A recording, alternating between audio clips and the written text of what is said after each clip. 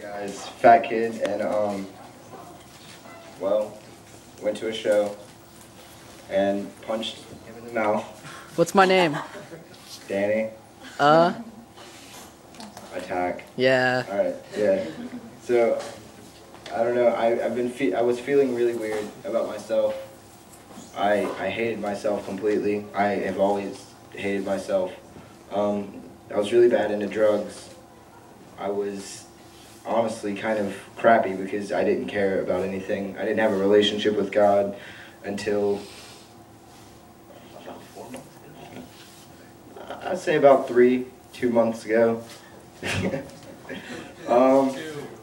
Two. Sorry guys. 2. Yeah, I don't really know how to go about this right now. It's been a while since I've talked about it. Alright, so basically kind of showed these guys a note that I wrote to myself because I was bawling my eyes out and we pulled over, and it's about like, I was kind of like battling myself, and yeah, I wanted to kill myself. I thought about it since like last summer. I attempted last summer and I just couldn't go through with it for some reason.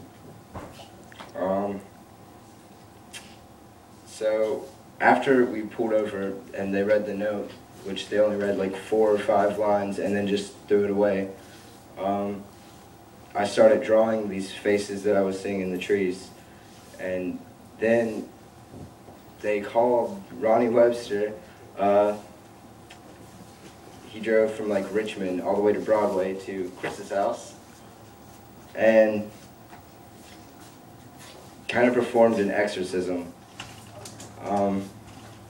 It's possessed by like 4 demons. Really crazy. I don't really know everything that happened.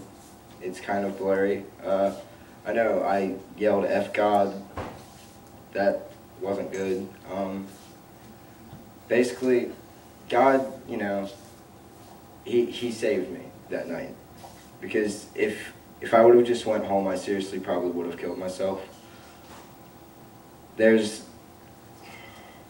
no way you could really just not feel him. Even if you are an atheist, you still know God. You still know of God, and you can still feel God because you still do feel fear. You can fear the fact that you're going to die one day, you know.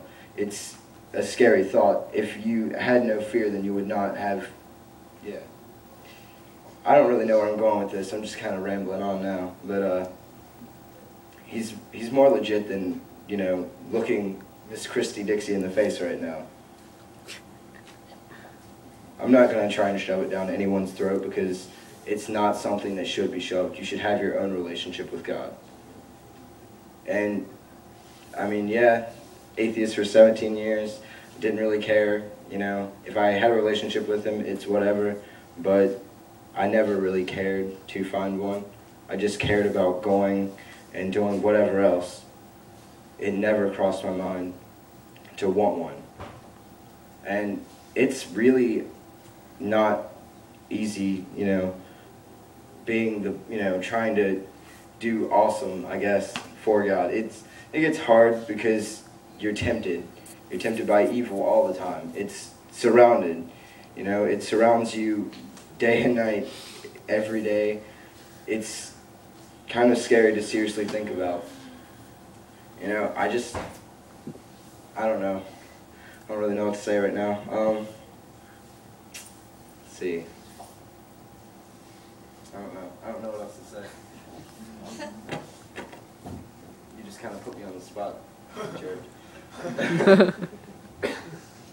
Yeah, just don't let anyone try to force God down your throat. Because seriously, when people do that, they kind of cause corruption. Because then people are seriously just gonna want to rebel. It's not what they want to hear.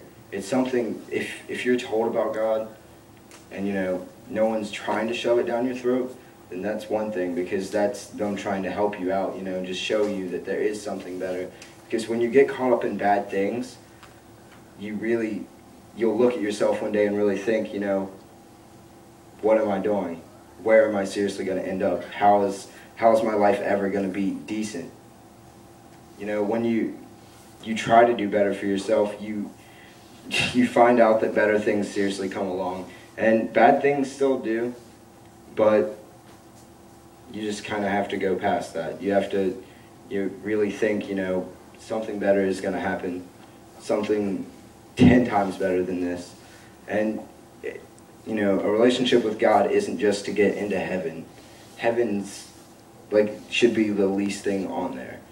You should want a relationship with God, and you should want to worship God and praise God and help others find God, because that's what should be done.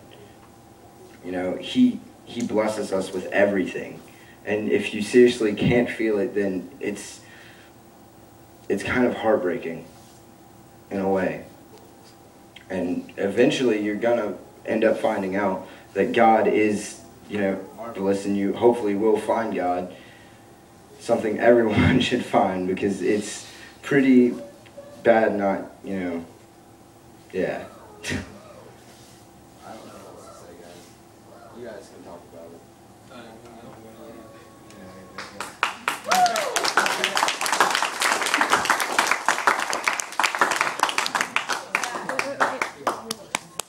You know, tonight really didn't turn out the way I had envisioned it when I started working on it, because I really didn't have a whole lot of time to work on it. Yeah.